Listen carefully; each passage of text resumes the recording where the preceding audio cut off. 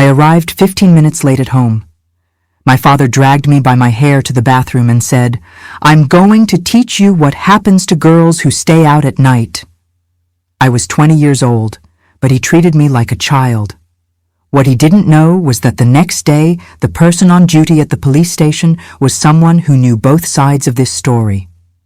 Hello, my dear friends. It's so wonderful to have you here with me once again. Please, sit down, make yourselves comfortable, because today, Grandma Helen has a story to tell that will touch your hearts. I'm here in my kitchen, you know?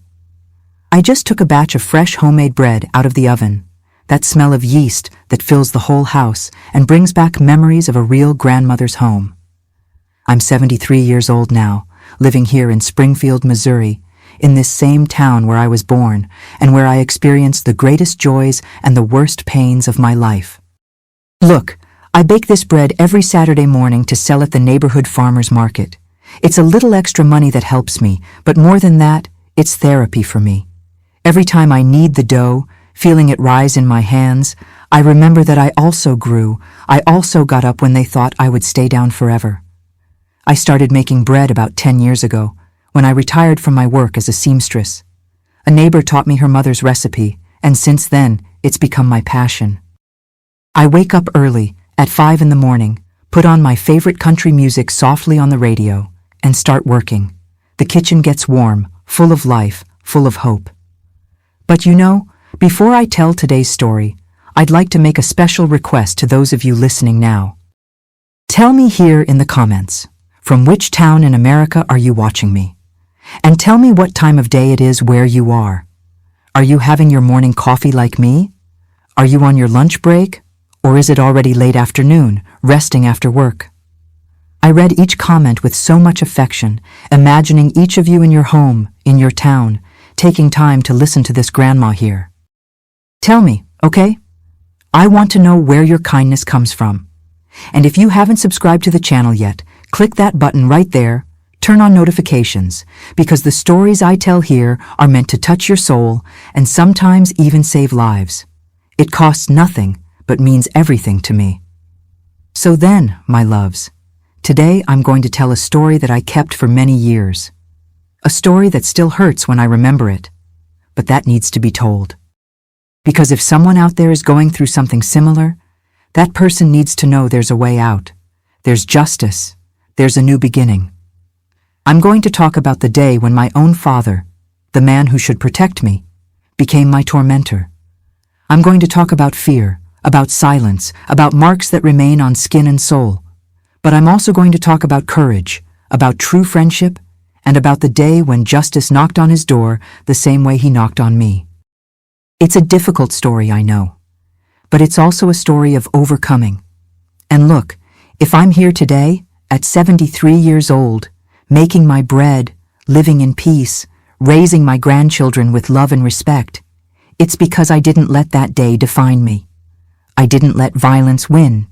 And you who are going through something like this don't have to let it either.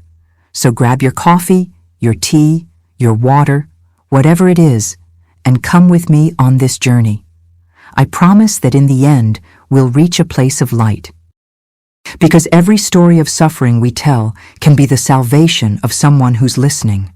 You know, my dear friends, when I close my eyes and go back to my childhood days, the first thing that comes to mind is the smell of banana bread baking in the oven. My mother, Irene, made the most delicious cakes in the whole neighborhood there on Maple Street in Springfield. She was a petite woman, fair-skinned, with those blue eyes that looked like two little pieces of sky. She had a serene way of being, you know. One of those people who, when she entered a place, brought peace with her. My father was named Arnold. He was a tall, strong man, worked as a mechanic at a shop downtown. Back then, we're talking about the mid-1950s, early 1960s, Springfield was a much smaller town than it is today. Everyone knew each other, doors stayed unlocked, children played in the street without danger.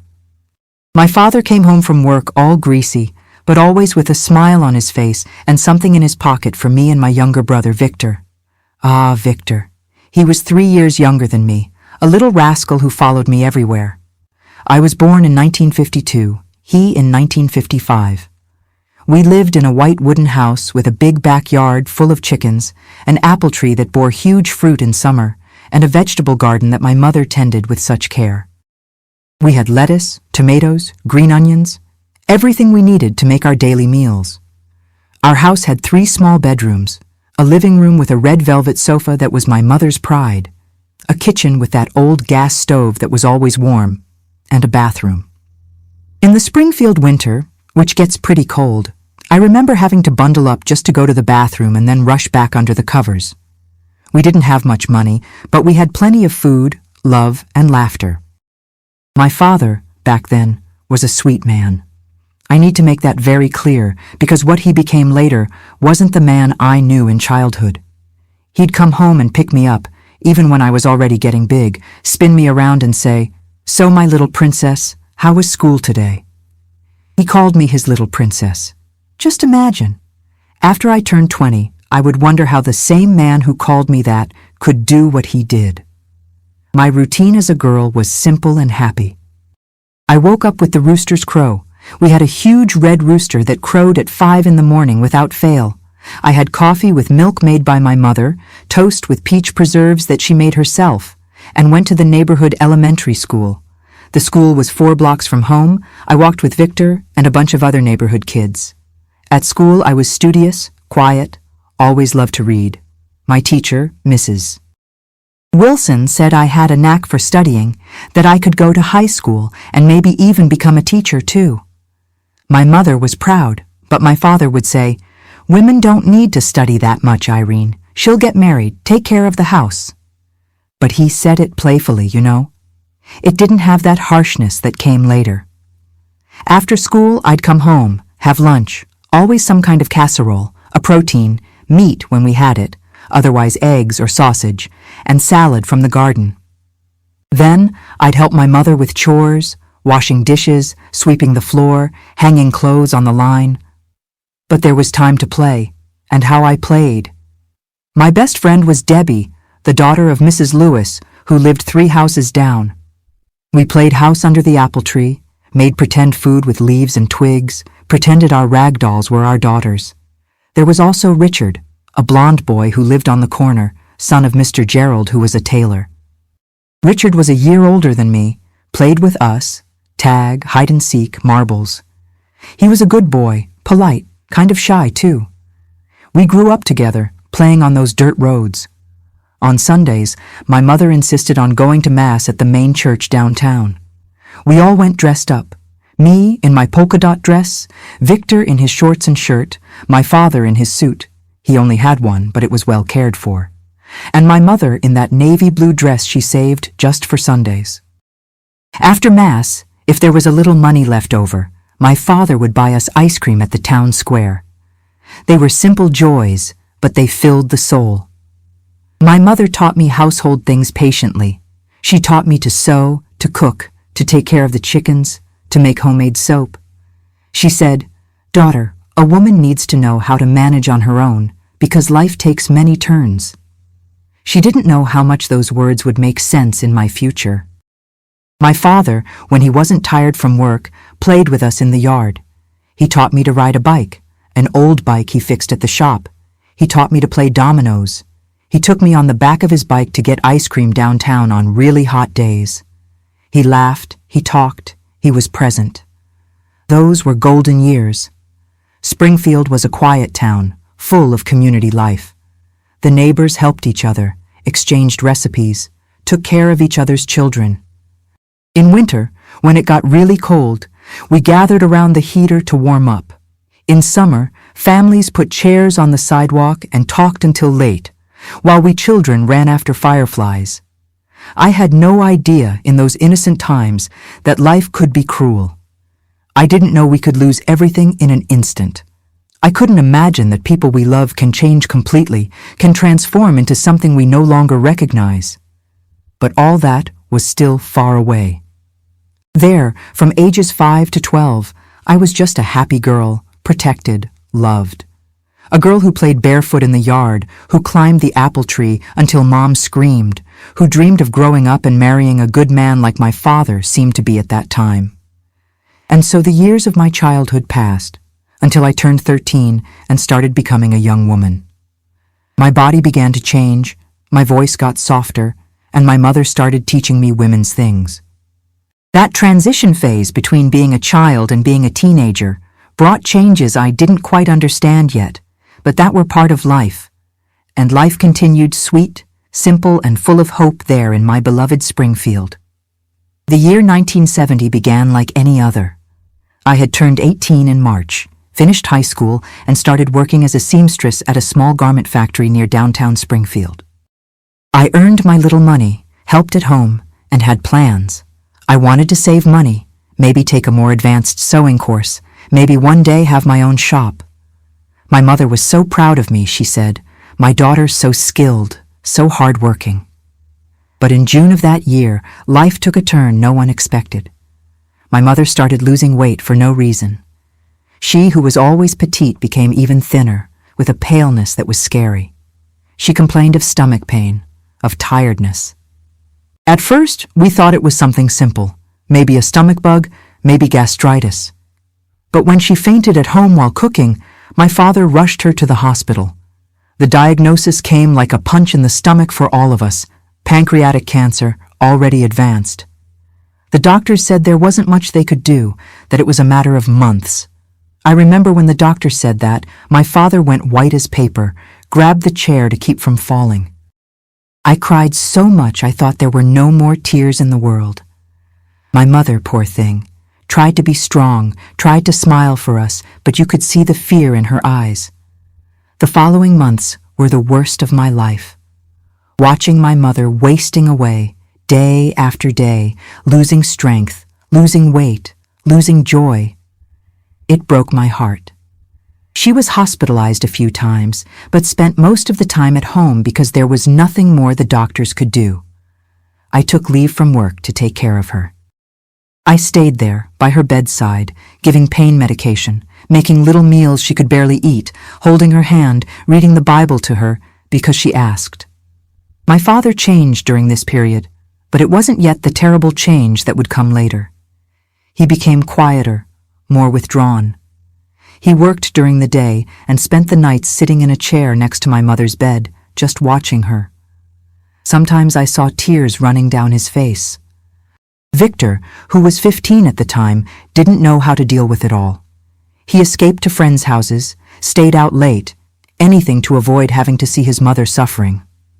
On September 23, 1970, at 4 in the afternoon, my mother Irene passed away. She was in her bed, at home, with us around her. I was holding one of her hands, my father the other. She looked at each of us, tried to smile, and said softly, "Take care of each other. Be happy." And then she closed her eyes and was gone. Just like that, peacefully, as she had lived her whole life. The wake was in our living room, as was customary at that time. All the neighbors came, all the acquaintances. The house was full of people, flowers, the smell of candles. My father didn't cry in front of anyone. He stood there, serious, rigid, receiving condolences with a nod. But I saw the pain in his eyes, saw that something had broken inside. In the first days after the burial, the house fell into cemetery silence. No one had the courage to make noise, to laugh, to live. I went back to work after 2 weeks because we needed the money. Victor went back to school. My father went back to the shop, each of us trying to move forward as best we could. That's when I started noticing changes in my father. Small changes at first, that got bigger as the weeks passed. The first thing he changed was about food. My mother always cooked, and after she got sick, I naturally took over the kitchen. But now my father started criticizing everything. "This rice is tasteless. This casserole isn't like your mother's. This meat is tough." Nothing I did was good enough. I tried hard, tried to do it like my mother taught, but it was never enough. Then came the control over how I dressed. I had always been a modest young woman, never wore flashy or revealing clothes. But my father started finding problems with everything.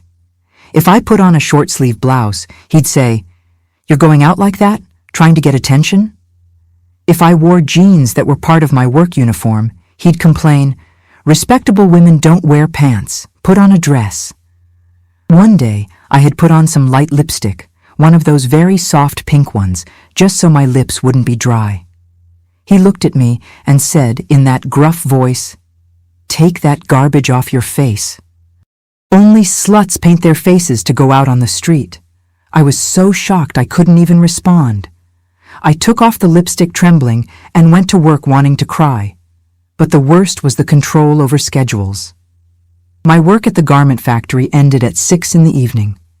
I'd take the bus, and, if everything went normally, I'd get home at 10 to 7, 7 o'clock. My father determined that I had to be home at 7 o'clock sharp, not a minute more. He'd sit in the armchair facing the door with his watch in hand, waiting. If I arrived at 5 after 7, he was already frowning. "Why are you late?" I'd explain. The bus was delayed, there was a lot of traffic, I had to finish an urgent sewing job at work.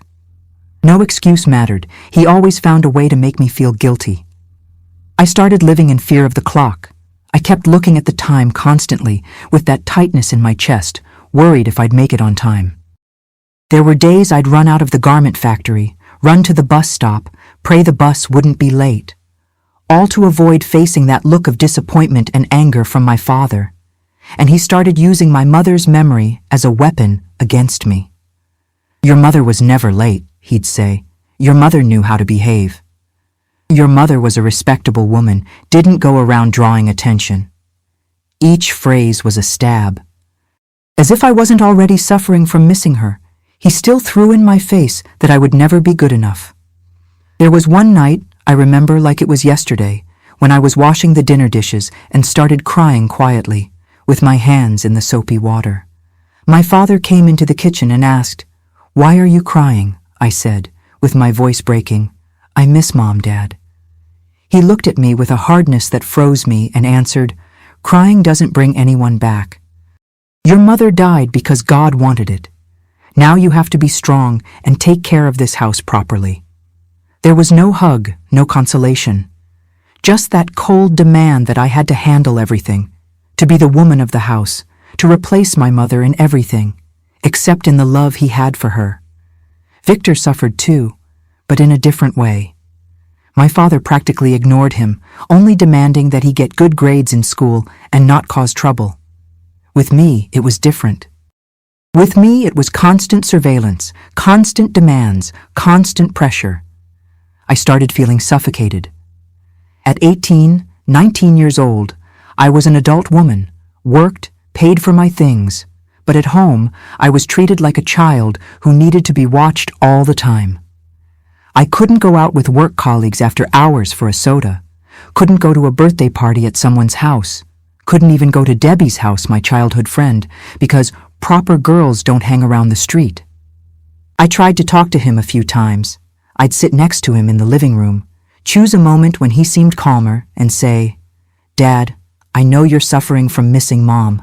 I am too. But I need to live. I need to have my moments." He'd cut me off before I finished. "Live? You want to be like those shameless girls hanging around out there. As long as you live under my roof, you'll do what I say." And so it went. At 19, I had a home routine.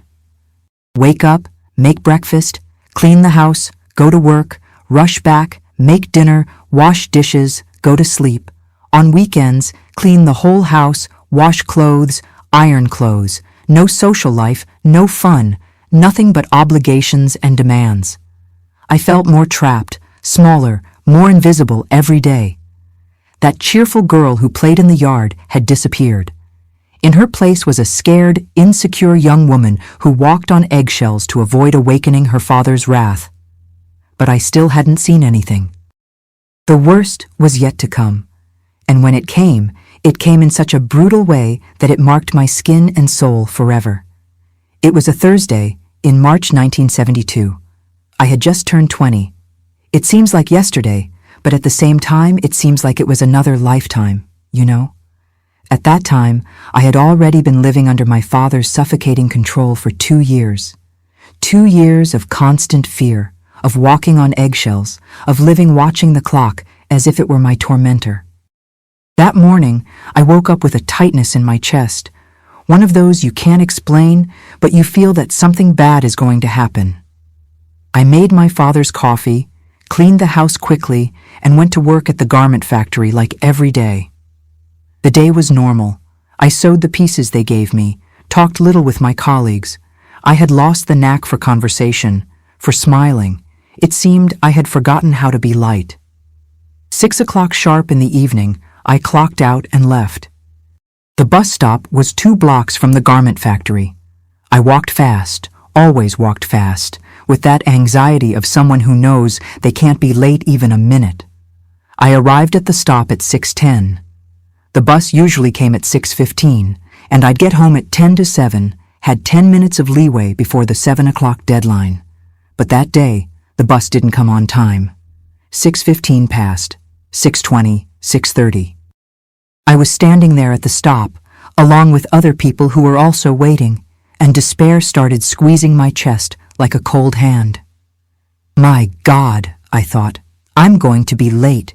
He's going to be furious. I tried to ask the driver of another bus that passed if he knew what had happened. He yelled through the window, "Bus broke down on Main Street. It's going to be a while." My heart sank. I didn't have a phone. Back then, almost nobody had a phone at home in our neighborhood. There was no way to let him know, no way to explain before arriving. The bus only showed up at 10 to 7. When I got on, I was shaking. I spent the whole ride gripping the metal bar, looking out the window, calculating mentally, 7 o'clock, I'm already going to be late. How much more will it be? 5 minutes? 10? 15? I got off the bus and ran. I ran through the streets of my neighborhood like I was escaping from a fire. My legs hurt, my chest burned, but I ran. When I turned onto my street and saw the house, the church clock struck. 7:15, 15 minutes late. I opened the little wooden gate slowly, as if being quiet could diminish my mistake. The house was completely dark.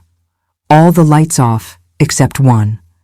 The light from the living room lamp, that weak yellow light that made strange shadows on the walls. I opened the front door with my key, entered, and the first thing I saw was his silhouette. My father was sitting in the armchair, motionless, like a stone statue. I could only see his outline against the dim light. He didn't move when I came in, just stayed there, watching me in the darkness. "Dad, I can explain." My voice came out thin, trembling like a scared child's. "The bus broke down.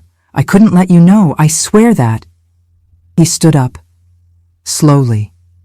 The silence was so heavy I could hear my own heart beating irregularly. He took 2 steps toward me, and when the dim light illuminated his face, I saw an expression I had never seen before. It wasn't ordinary anger. It was something deeper, darker, more dangerous. "I'm going to teach you what happens to girls who stay out at night," he said, with a low, controlled voice that was more frightening than if he had been shouting. "You need to learn to have respect." I tried to back away, but he was faster. He grabbed my arm hard, those thick mechanic's fingers, calloused, squeezing until it hurt. "Dad, please, I'm your daughter," I screamed. But it was as if he didn't hear me, as if I was no longer human in his eyes. He dragged me down the hallway. I tried to break free, but he was much stronger. My legs stumbled, my shoulder hit the wall, and he didn't slow down. The destination was the bathroom, that small bathroom at the back of the house, cold, smelling of soap and mildew. He threw me inside and closed the door behind us. In that moment, in that small, claustrophobic space, I understood that the father I knew had died along with my mother. The man who was there with me was no longer my father. He was a dangerous stranger. What happened in that bathroom I will tell in a way that you understand the pain without me having to relive every detail. Because there are things that, even after 50 years, still hurt too much to be said out loud. He accused me of being on the street doing things I never did. He screamed that my clothes were indecent. It was just a simple work blouse, my dear friends, nothing much.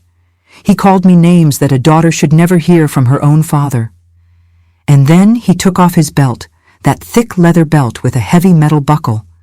I begged, "Dad, for God's sake, I'm your daughter. Mom wouldn't want this, please." But it was like talking to a wall. He was possessed by a rage I didn't understand. That didn't make sense. And he taught me. He taught me through pain. He taught me that I had no value, no voice, no rights. He taught me that my body wasn't mine, that my life wasn't mine. Each movement of his, each word he said, "This is for your own good. This is to make you into someone," was a clear message. You are nothing. When he finally stopped, not because he felt pity, but because he got tired, I was curled up on the cold bathroom floor, shaking, with pain in places I didn't even know could hurt like that. He left, closed the door, and I heard his footsteps moving away down the hallway. I heard his bedroom door slam, and then silence. I stayed there all night. I couldn't move, couldn't think straight. My mind was in a distant place, as if it had disconnected from my body to not feel all of that. I looked at the bathroom ceiling, at the moisture stains, and thought, is this how it ends? Is this how we become nothing? I cried until I had no more tears. I cried for the girl I was, who played happily in that same house. I cried for my mother, who must be looking from heaven and crying too. I cried because in that moment, I wished I was dead. When the sun began to brighten through the small window in the bathroom, I managed to move. Each movement was agony, but something inside me, maybe it was my mother's voice, maybe it was a remnant of survival instinct, told me, "Get up. You need to get out of here." I got up slowly, leaning on the sink. I looked in the mirror and didn't recognize myself. The young woman looking back at me had empty eyes, scared, lost. Her face was swollen from crying so much.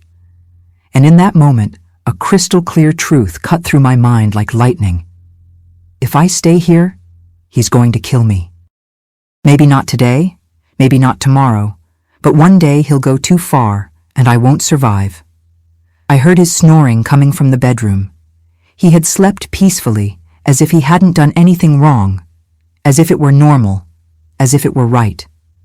And it was then that the scared girl inside me died for good. And a woman was born who knew what needed to be done. I had to leave that house. I had to report it. I had to seek justice, even if it was the last thing I did in life. I left that bathroom when the living room clock marked 6 in the morning. I could hear my father's snoring coming from his room, that heavy snoring of someone sleeping peacefully without weight on their conscience. How could he sleep like that after what he had done? How could he simply go to bed and shut down, as if nothing had happened? That question hammered in my head while I stood there in the hallway, looking at his closed bedroom door, feeling a mixture of fear, anger, and disgust that turned my stomach. Each step I took hurt. It wasn't just physical pain, my dear friends.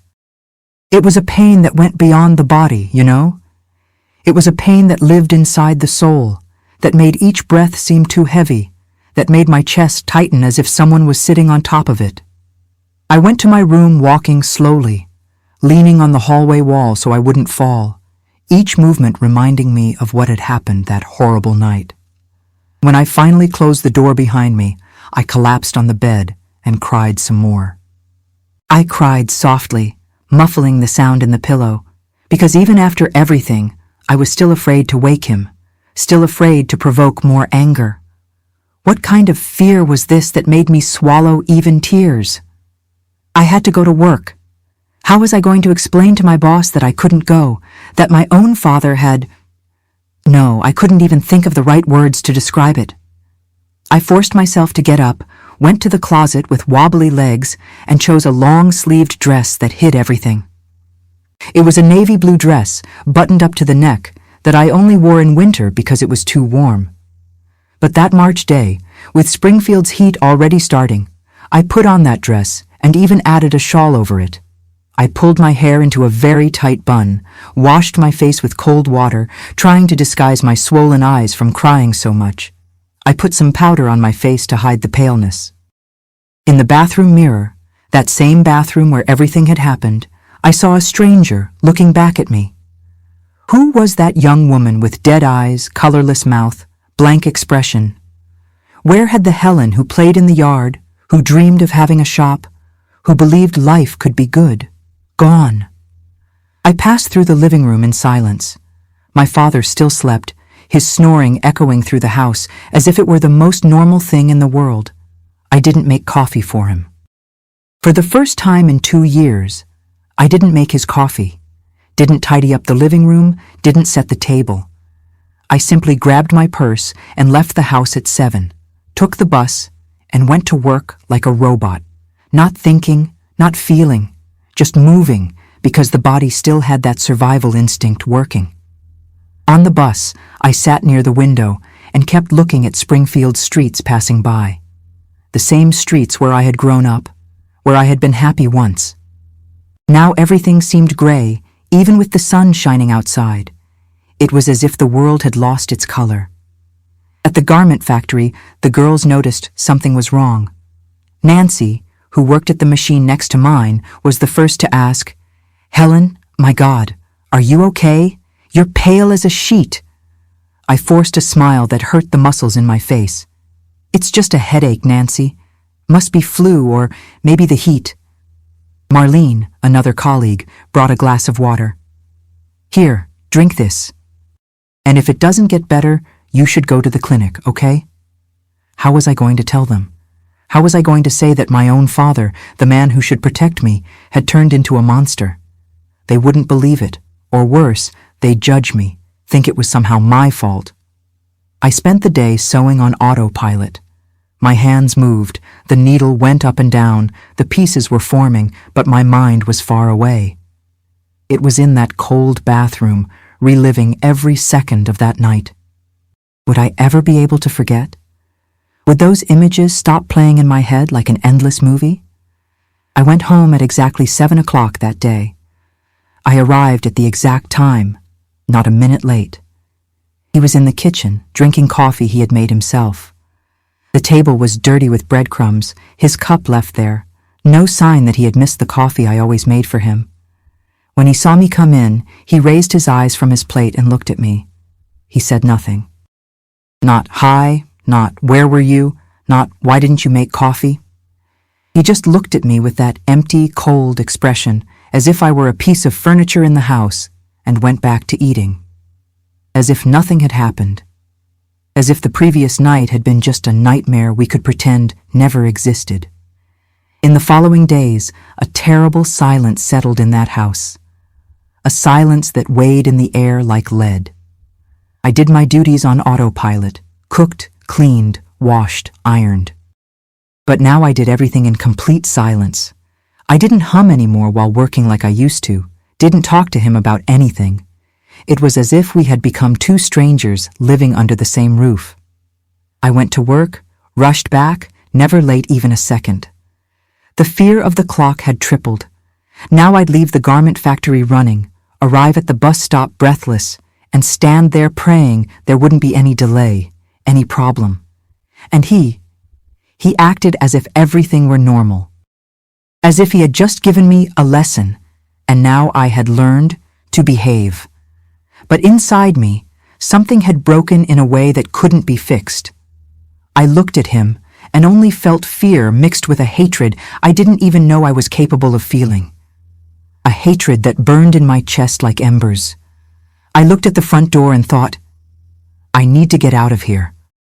But how? Where would I go?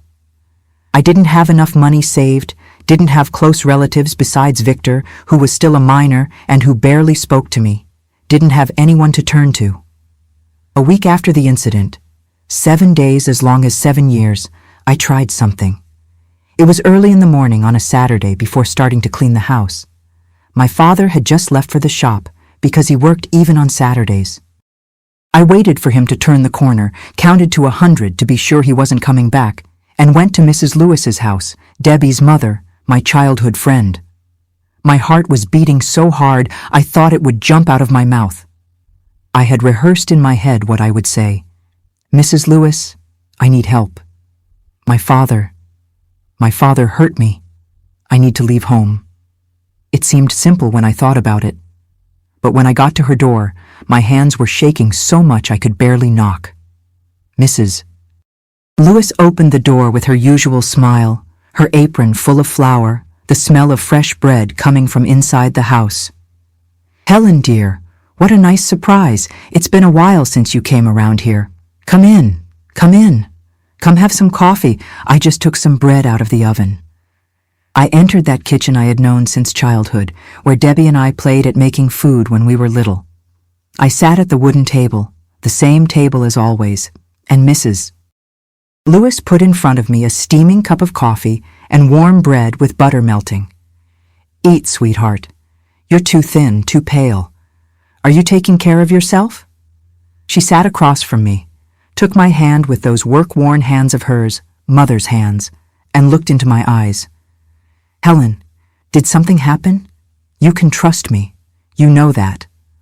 I opened my mouth to tell. The words were there, on the tip of my tongue, desperate to come out, pushing, wanting to explode. "Mrs. Lewis, I'm my father, he..." But at that exact moment, I heard his voice in my head. That voice that had said, the night after the incident, when we crossed paths in the hallway, "If you open your mouth to anyone, if you embarrass me in front of the neighbors, you'll see what's coming. What happened was between father and daughter and stays within these four walls. Understood?" Fear closed my throat like an invisible hand squeezing, suffocating. The air wouldn't come in right. My heart raced. And I thought, if I tell, he'll find out. He always finds out everything, and it'll be worse, much worse. It's just that I need..." I swallowed hard, forced the lie out. "A recipe for cake. Do you remember that carrot cake with chocolate frosting that Debbie liked so much? I wanted to make it to take to work." I saw her expression change. I saw in her eyes that she didn't believe me. I saw that she knew there was something more, something serious, something I couldn't say. But Mrs. Lewis, being the kind woman she always was, respected my silence. "Of course, dear. I'll write the recipe for you." She got up, got paper and pen, and stood there writing the recipe while I held the coffee cup with both hands to make them stop shaking. When she handed me the paper, she held my hand a little longer and said softly, "Helen, if you ever need help, really, my door is always open. Any time of day or night.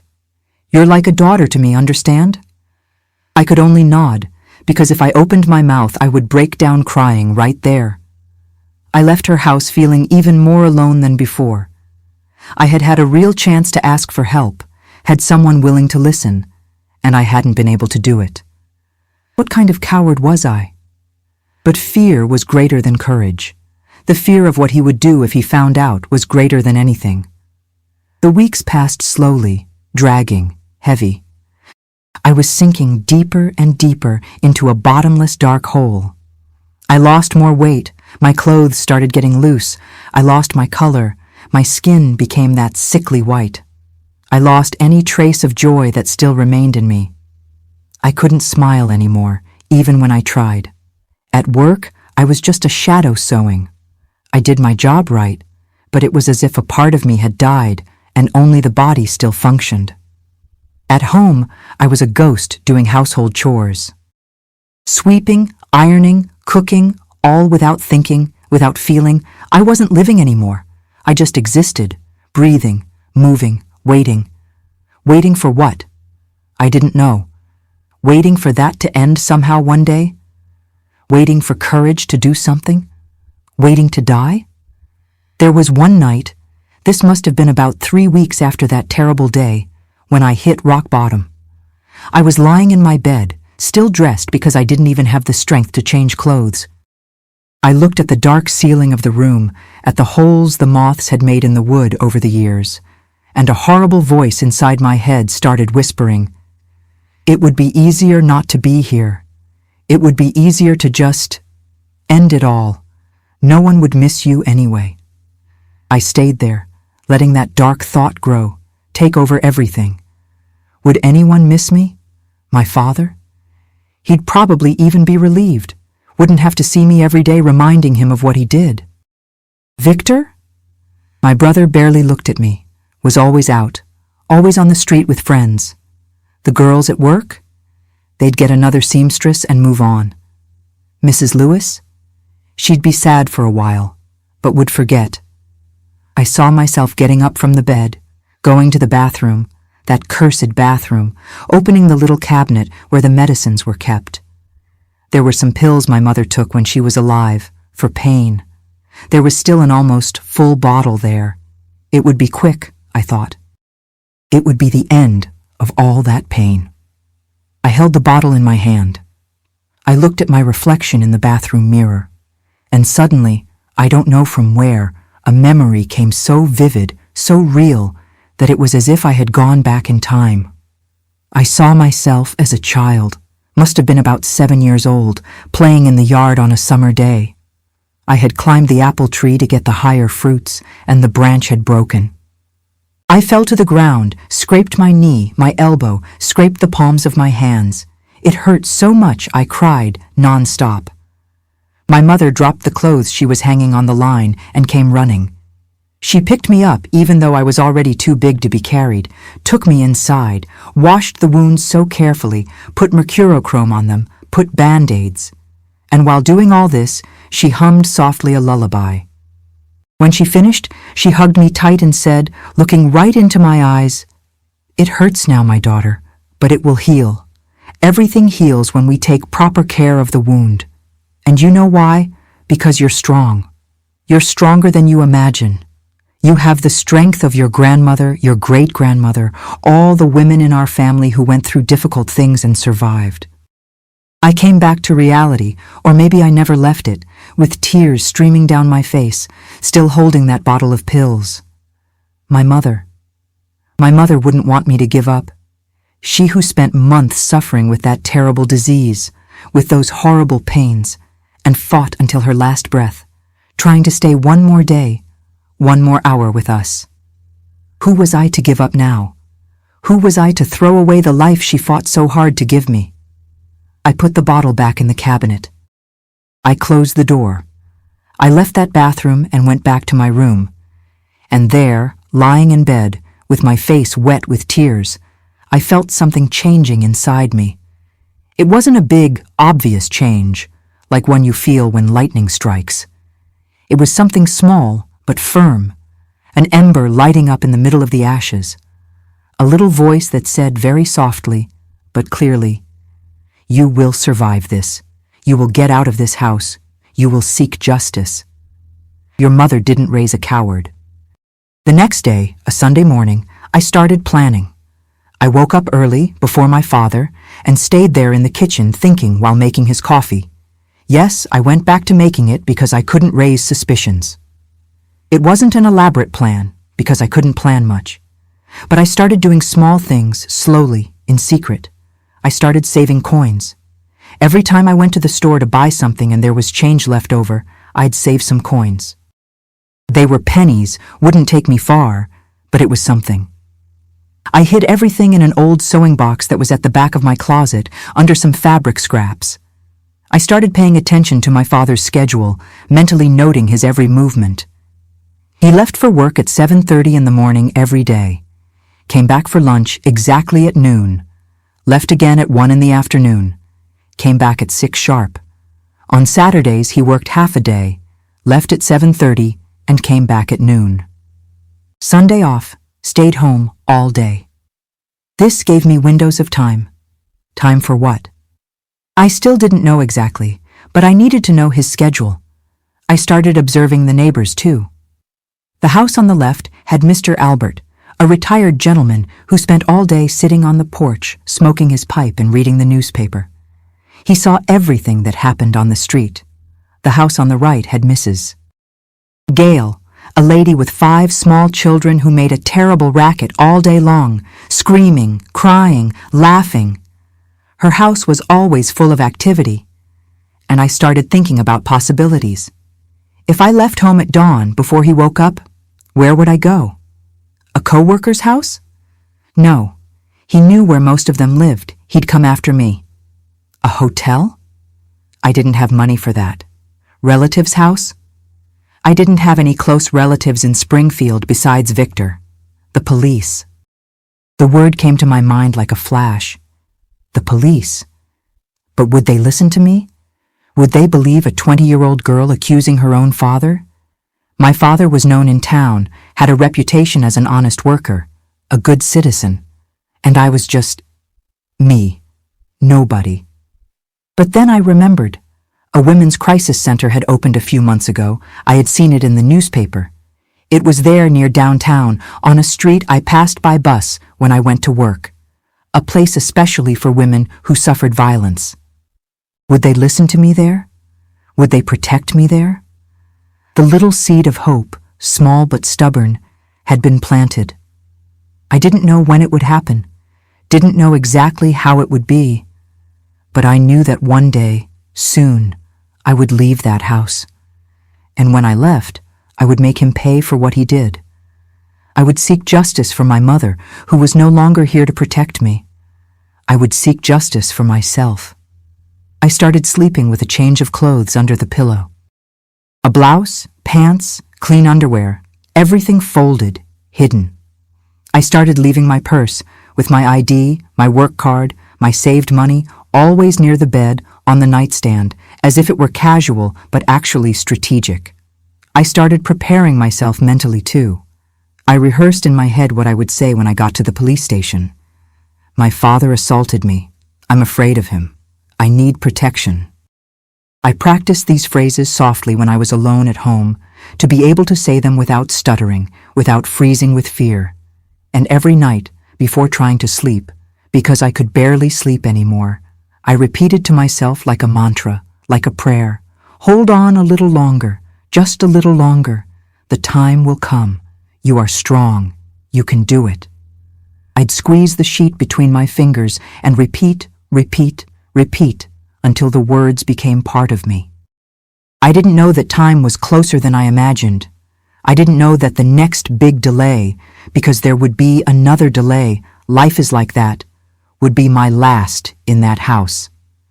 And I didn't know that on that day, when I finally had the courage to leave, when I finally set foot in the police station asking for help, God would place there, at that exact moment, the right person. Someone who had known me since childhood.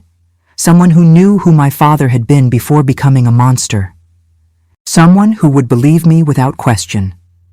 But I didn't know that yet. For now, I just prepared myself, one day at a time, saving coins, memorizing schedules, strengthening my broken heart to be able to take the step that would change everything. The last straw came on a Tuesday, 2 months after that day that changed everything. I already had everything prepared for weeks, the money saved, the clothes under the pillow, the purse always nearby. All that was missing was courage. And on that Tuesday, courage came in a way I didn't expect. It was early in the morning. My father had just left for the shop, slammed the door like he always did, and I heard the gate creaking when he closed it. I went to the kitchen to do the breakfast dishes, and when I turned on the faucet, it broke. It came loose from the sink, water started gushing everywhere, soaking the whole floor, and I couldn't close the valve that was under the sink because it was stuck. I panicked. Water flooding everything, and there I was trying to close it, trying to fix it, but I couldn't. I grabbed some rags to try to stop it, but there was too much water. In 5 minutes, half the kitchen was flooded. When I finally managed to close the main valve at the back of the house, I stopped in the middle of the wet kitchen and thought, he's going to come home from work and see this. He's going to think it was my fault. He's going to... And in that moment, something inside me said, no. I won't be here when he gets home. I won't go through this again. It's over. It was as if a switch had turned on in my head. After 2 months preparing, the time had come. I ran to my room, got the clothes that were hidden, changed with trembling hands. I grabbed my purse, checked if I had everything, documents, money. I looked at the room for the last time. That bed where I had slept my whole life, that old closet, those peeling walls. I would never see that place again. And thank God for that. It was 7:45 in the morning when I left home. I didn't lock the door. I left everything open, the kitchen still flooded, the clothes I had taken off thrown on the bed. I left and didn't look back. I walked to the bus stop with my heart beating so hard I thought people on the street could hear it. Every person who passed, I thought, do they know my father? Will they tell him they saw me? The bus took forever to come. When it finally arrived, I got on and went straight to the back, sat near the window and kept looking at Springfield passing by outside. The police station was on a street downtown near the town square. I had passed in front of it several times by bus, always looking, always thinking, someday. And now that day had come. I got off the bus at 8:20. The station was in a small building, painted white, with a blue sign in front that said, Springfield Police Department, Women's Crisis Unit. I stood on the sidewalk in front for about 5 minutes, just looking. My legs didn't want to move. Fear said, go back home, make up an excuse, say you went to buy something to fix the sink. But my mother's voice, the one that had given me strength in the dark night, said, go in and free yourself. I took a deep breath and went in. There was a small reception area with 2 chairs and a desk where a young woman was sitting looking at some papers. She raised her eyes and saw me standing there like a statue and smiled kindly. Good morning. Can I help you? My voice came out in a thread. I need to file a report. She stood up. Of course. Officer Richard is seeing people in the back. Come with me. She took me down a short hallway and knocked on a door. Officer Richard, there's a young woman here who needs to file a report. Richard. The name made me pause. It couldn't be.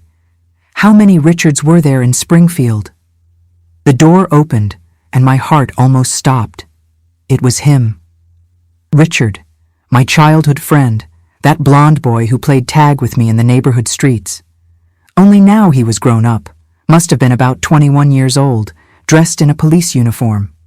When he looked at me, I saw recognition in his eyes. Helen?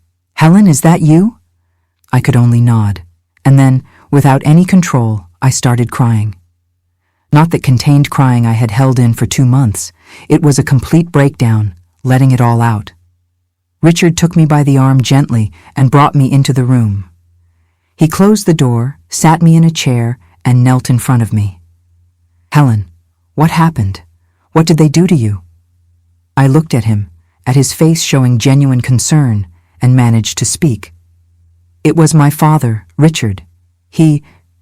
After my mother died, he changed. He beat me. He hurt me. I'm afraid of him. I'm so afraid. I saw the expression on his face change. Surprise, then anger, then determination. Mr. Arnold, your father did this? He knew my father, of course. He had grown up seeing him be that good man before everything changed. I nodded. I know it's hard to believe, but I believe you. He cut me off, taking my hand. I believe you, Helen. You never lied in your life. If you're saying this, it's because it happened. Tell me everything. And I told him. I told him about my mother's death, about how he changed, about the control, about that terrible night 2 months ago. I showed him, with shame but with necessity, the marks that still hadn't completely healed. Richard listened to everything with his jaw clenched, his fists closed. When I finished, he stood up, went to his desk, and got some papers. We're going to file the police report right now. And then we're going to your house. He's going to be arrested today, Helen. Today. But he's going to be angry. He's going to... My fear still spoke louder. He's not going to lay a finger on you ever again, Richard said, with a firmness that calmed me. I promise. You're under the protection of the law now. We spent an hour there, him writing down everything I said, having me sign papers, explaining the process. He called a doctor who works at the station to photograph and document the marks. Each step was painful, but necessary. At 10 in the morning, we left the station. Richard, another officer named Owen, and I, inside a police car. The siren was off because Richard didn't want to warn my father we were coming. The way to my neighborhood seemed at the same time too fast and too long. My stomach was churning. My hands were sweating. Richard, sitting in the front seat, looked back and gave me an encouraging smile. "It's going to be okay." When we turned onto my street, I saw my father's truck parked in front of the house. He had come back early, probably because of the broken sink. My heart almost jumped out of my mouth. The police car stopped in front of the house. Richard got out first, adjusted his belt with the gun, and went to the door. He knocked. "Police, open the door!" My father opened it, and the first thing he did was look at the police car, see me sitting in the back. His expression went from surprise to anger. "What's going on here?" he asked, with that gruff voice. "Are you Arnold Patterson?" Richard asked with an official voice. "I am. So what?" "You're under arrest for aggravated assault and domestic violence against your daughter, Helen." I saw my father turn red. "That's a lie. She's my daughter. I was just disciplining her." "Discipline doesn't include physical violence, sir," Richard said, taking handcuffs from his belt. "You have the right to remain silent. Anything you say can be used against you." My father tried to argue, tried to play the good citizen, but Richard didn't give him a chance. He handcuffed him right there in front of the neighbors who started coming out to see what was happening. Mr. Albert was on his porch, mouth open. Mrs. Gail held her children at the door. When Richard brought my father handcuffed to the police car, passing by me, our eyes met. And you know what I saw in his eyes? It wasn't remorse. It was anger. Anger at being caught, at being exposed. But it was no longer my concern what he felt. For the first time in 2 months, I took a deep breath and felt something I had forgotten. Relief. Richard put my father in the back seat on the other side, separated from me by a protective screen. On the way to the station, my father didn't say a word. He just looked out the window with that stone face. When we arrived, they took him to a cell. I stayed in Richard's office while he finalized everything. With the evidence we have, he's going to stay in jail. There'll be a hearing, a trial, but he won't get out in the meantime. And me? Where am I going to stay? Reality hit me suddenly. There's a shelter for women at risk. Or do you have any relatives, any friends? I thought of Mrs. Lewis. There's a neighbor. I think she would let me stay a few days. Richard took me back to the neighborhood, accompanied me to Mrs. Lewis's house. When she opened the door and saw me there with a police officer, her expression showed she already knew something serious had happened. "Mrs. Lewis," I said, with my voice breaking, "you said your door was always open. I need a place to stay." She pulled me into a tight hug, one of those mother hugs. "Come in, dear. This is your home now." And there, in that hug, crying on that woman's shoulder who had known me since I was a child, I felt I had finally found safety again. And look where life has brought me, my dear friends. Today, at my 73 years, I'm here in my kitchen in Springfield, the same town where I was born, where I suffered, but also where I was reborn, doing what I love most. Homemade bread that fills this house with the smell of yeast and hope. After my father was arrested that May day in 1972, my life changed completely. I stayed living with Mrs. Lewis for almost a year until I could stabilize. His trial happened 6 months after the arrest. With all the evidence, the marks on my body, my testimony, Richard's testimony, he got 5 years in prison for aggravated assault and domestic violence.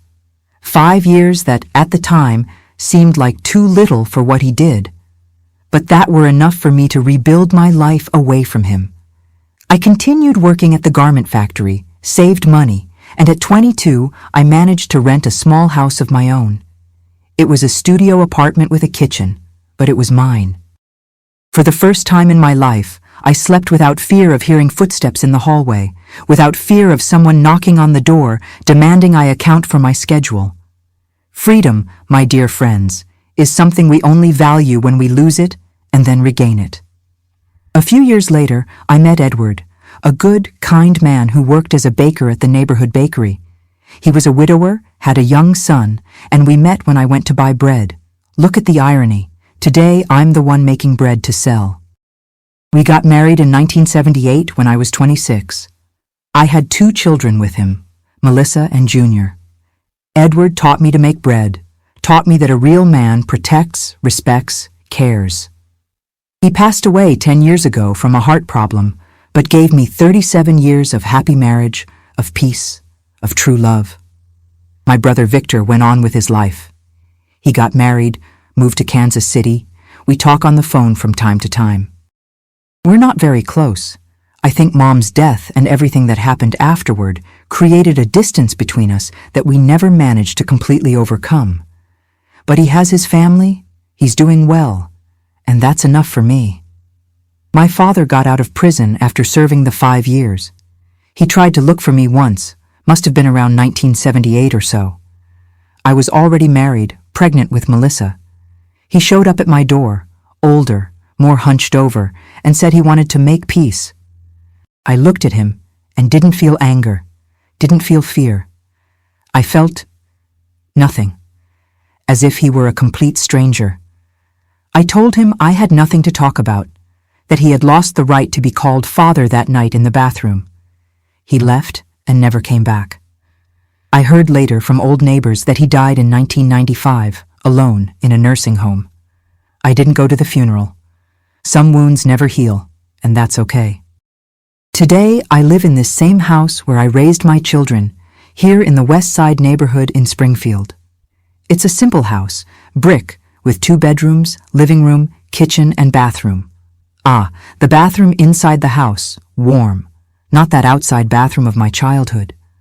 I have a little backyard where I plant my herbs, parsley, chives, mint, and I have my kitchen, my kingdom, where every Saturday morning I wake up at 5 o'clock and start making my bread. I make homemade bread, cornbread, potato bread, cinnamon rolls, sweet braids. I learned each recipe from Edward, and every time I knead the dough, I feel he's here with me, guiding my hands. At 7 in the morning, I put everything in thermal boxes and go to the neighborhood farmer's market. I have my loyal customers, Mrs. Vera, who buys 2 cornbreads every Saturday, Mr. Norman, who takes the sweet braid to eat with his family at afternoon coffee, Jackie, who always asks for chocolate rolls. It's a little money that supplements my seamstress pension, but more than that, it's my contact with the world, my therapy. When I'm kneading the dough, watching it rise, watching it turn into warm, fragrant bread, I think about how life is like that too. We suffer. We're kneaded by difficulties, but we grow. We become something good, something that nourishes and brings joy. My children are my blessing. Melissa is a teacher, lives nearby with her husband and her 2 children, my grandchildren Luke and Amanda. Junior works at an accounting firm, lives on the other side of town with his wife and little daughter Isabella, who is my darling, my youngest granddaughter, 4 years old. Every Sunday the house fills up. My children, grandchildren, sons-in-law, daughters-in-law, everyone comes for lunch. I make that real American comfort food, pot roast, roasted chicken, potato salad, and there's always fresh bread I made on Saturday. The table is full, the house is full of laughter, of children screaming, playing in the yard, and I sit there at the head of the table, looking at everything and thinking, my God, look how far I've come. Because you know, my dear friends, there was a time when I thought I wouldn't survive. There was a time when the darkness was so great I couldn't see a way out. But I survived. I won. And today I have this simple, humble life, but full of love, full of peace, full of dignity. I still see Richard from time to time. He became police chief, retired last year, and whenever we run into each other on the street or at the market, we stop to talk. He says that day he helped me was one of the most important moments of his career, that helping me was an honor. I always thank him, because if it weren't for him believing me that day, who knows where I'd be today. Life taught me that we're stronger than we imagine. It taught me that there's always a way out, even when it seems there isn't. It taught me that asking for help isn't weakness, it's courage. And it taught me that we can, yes, start over, no matter how much life has broken us. So that's it, my loves. This is me, Helen, 73 years old, resident of Springfield, Missouri, bread maker and survivor of a story that could have destroyed me, but that made me stronger. And if there's a message I want to leave before finishing my story, it's this: don't give up, never give up. My dear friends, my loves, if there's anyone out there listening to me now who's going through something similar to what I went through, and I know there is, because violence doesn't choose addresses, doesn't choose families, I want you to stop everything and pay attention to what this grandma here is going to say. When violence comes from inside the home, when it comes from someone who should protect you, the fear is different. It's a fear that paralyzes more deeply, because along with fear comes shame, comes guilt, comes that voice saying, but it's your father, but it's your family, but no one will believe you. I know because I heard those voices for 2 months before having the courage to leave that house. But I learned a truth I need to pass on to you. Family that hurts is not family. Family that beats is not family. Family that makes you afraid to come home is not family. It doesn't matter if it's father, mother, brother, husband, uncle. No one has the right to raise a hand to you. No one. And honoring father and mother doesn't mean accepting violence. God never asked for that. I kept it secret for 2 months because I was afraid. Afraid of him, afraid they wouldn't believe me, afraid of destroying the family. But you know what I discovered? The one who destroys family is the one who beats, not the one who reports. The one who destroys family is the one who abuses, not the one who asks for help. The courage to speak is not betrayal, it's survival. And if you're in that situation now, listen well. You're not alone. There are people ready to listen to you, to protect you, to believe you. I was lucky to find Richard, someone who knew me and believed me without question. But even if you don't know anyone at the police station, even if you think no one will believe you, they will. Because the law exists to protect you, not to protect those who hurt you. Don't wait for it to get worse. Don't wait for next time. Because violence doesn't stop on its own, it only gets worse. That first slap, that first humiliation, that first control, it's just the beginning. And the longer you stay, the harder it gets to leave. I know because I lived it. Get your documents. Get what's yours. And leave. Go to the police station. Go to a shelter. Go to someone you trust's house. But leave. Because the life waiting for you out there, away from those who hurt you, is better than any day inside that hell. I guarantee you, because I lived both sides. Today I make bread. Bread that nourishes, that brings joy, that brings life. But for 2 months I lived without life, without joy, without hope. The difference between that Helen and this Helen now was 1 day of courage. 1 day when I decided I deserved to live without fear. And you deserve it too. Now, my dear friends, I need to make a very special request of you. If you watched this far, if this story touched your heart, I want you to do 3 things now. Don't wait. First, hit that subscribe button and turn on notifications, because stories like this can save lives, and you need to be here to listen and share with those who need it. Second, leave a comment with the word courage. Just that word. So I know you understood the message, that you're committed to never staying silent when you know someone is suffering violence. Write courage in the comments now. And third, if you know someone, a friend, a neighbor, a coworker, who you suspect is suffering violence at home, share this video with them. Sometimes we don't have the courage to speak, but a video like this can be the spark that ignites the hope to leave. Do this now. Don't wait another minute. Because while you hesitate, someone is suffering at this very moment. Your subscription, your comment, your share could be the difference between someone's life and death. And remember, reporting violence is not snitching. It's saving. It's protecting. It's giving back dignity to someone who had it stolen. Thank you for listening to me until here. Thank you for being part of this chain of protection. And if you're the person suffering and watched this far, I believe you, and you will be able to leave. I did, and you will too. A kiss to each of your hearts, and until the next story.